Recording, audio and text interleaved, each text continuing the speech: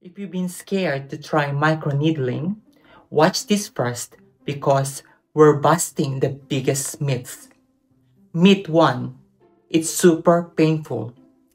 False. With numbing cream, it feels like light scratching. Definitely tolerable. Myth 2. It causes scarring. Nope.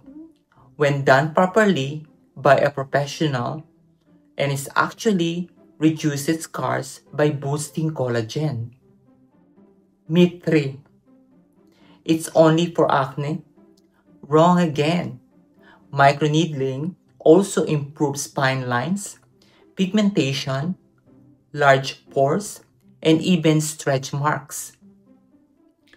Myth 4. You can do it yourself. Be careful. At home, rollers aren't the same as professional microneedling. You might cause more harm than good.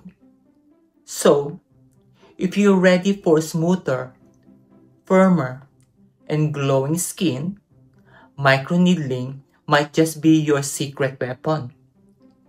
Still have questions? Drop them below and follow for more skincare facts, not fear. See you soon.